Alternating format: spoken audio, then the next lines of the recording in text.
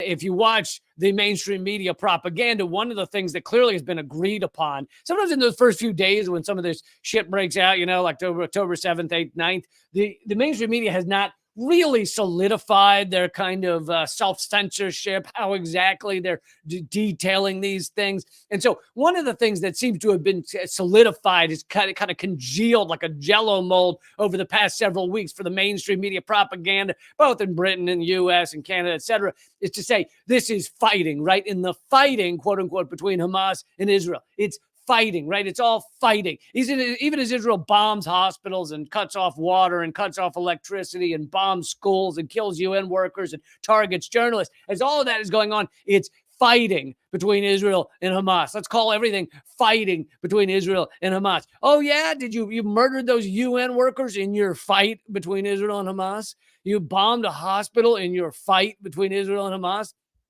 It's a ridiculous propaganda term, but they're using it a lot.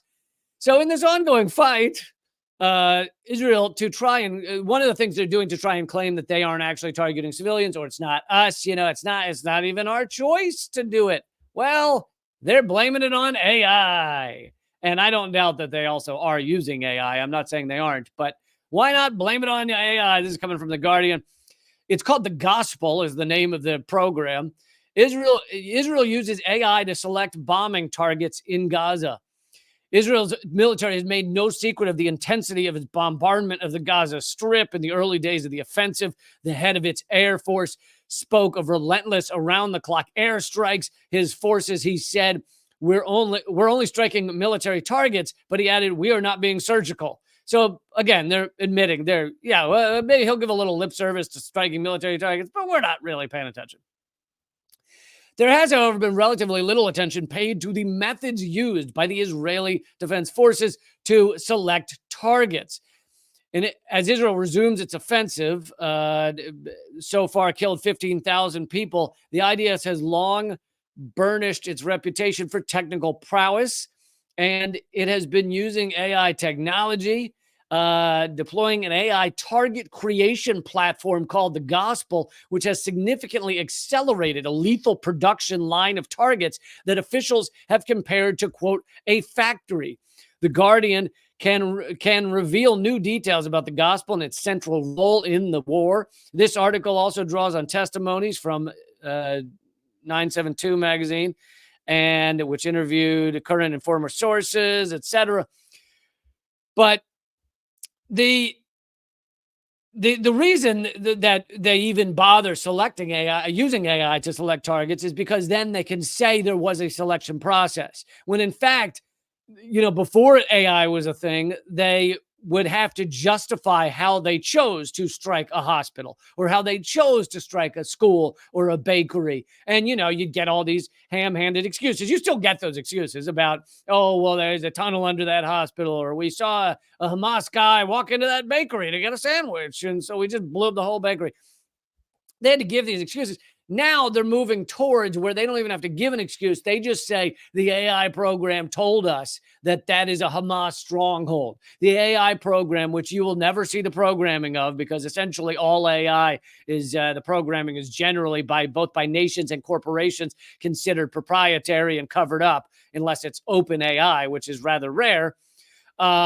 So they'll never have to show any justification for how the AI decided these things. They'll just say, look, we put all of the factors in and the AI told us bomb that school, even if it kills hundreds of children.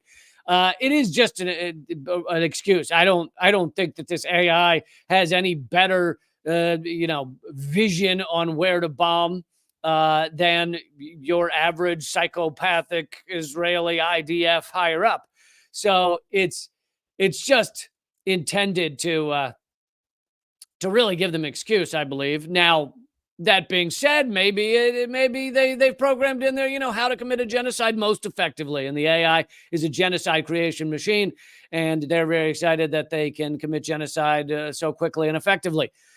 Maybe they even, if they really had if they're really being honest with their AI, because obviously AI depends on what parameters you plug into it. I mean, normally, although it's getting loose from those borders, but maybe they instructed it to most effectively destroy the Gazan infrastructure in order to cause disease to run rampant and in order to cause the most misery among the surviving refugees within Gaza, the surviving community. And maybe that's what the AI is aiming for. Who knows? That's the beauty of AI. You don't have to give an excuse for the horror show that you're creating. Isn't it beautiful? And so then there's the question of how much the U.S. and, well, hold on, to stay on AI for a second. This is kind of as we see moving towards this AI dystopia, this is the next step, right? We're seeing the use of AI to cause genocide. We're seeing the use of AI to fly drones. And now the U.S., the Pentagon has said they are moving towards allowing AI to decide whether to drop bombs on its own, meaning you will legit have no human being involved in the entire process. The drone goes up, it flies over somewhere, let's say in Ukraine, or flies over Russian forces or whatever, and the AI entirely chooses to bomb, and who knows what it hits. And of course, then you have an AI system that can murder people and can decide who to murder.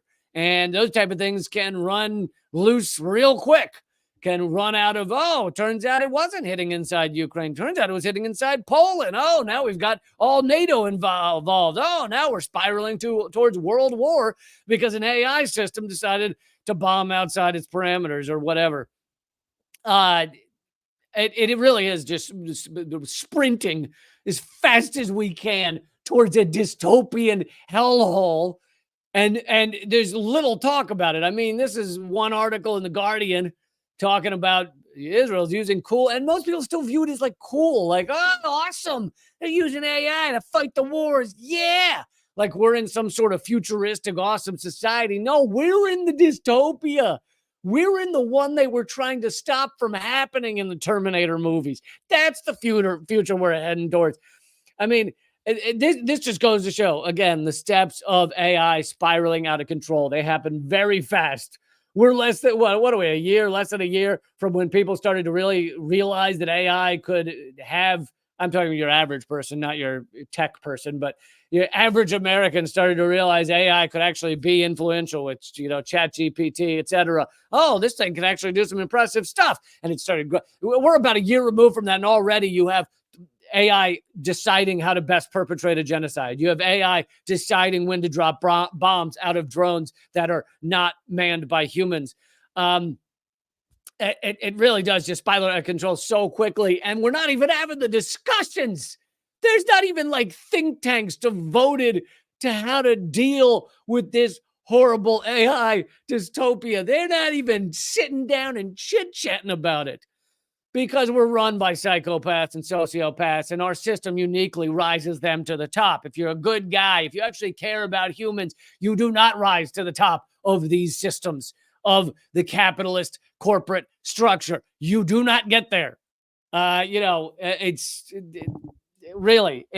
in the smallest levels, you generally rise to the top much easier. In fact, the sociopath who was the head, I forget his name, the head of Nexium, that they called it a sex cult, although sex was a small part of it. It really was a control cult, which I guess all cults are, but and an enslavement cult, which he also did that as well. But so that maniac who was the head of Nexium, one of the things they have him on tape saying, he didn't know he was being recorded, is that he wasn't saying he's a psychopath, but he was saying he was pretending he wasn't, which he is, but he's pretending he wasn't. And he said, the world's much easier to operate within if you're a psychopath, because you can just view everyone as chess pieces and you don't actually have to think about their lives, what it matters to their lives, whether they live or die, whether they end up doing so. And he ended up imprisoning a woman in a single room for, it was either 2 or 3 years. She was never able to leave that room.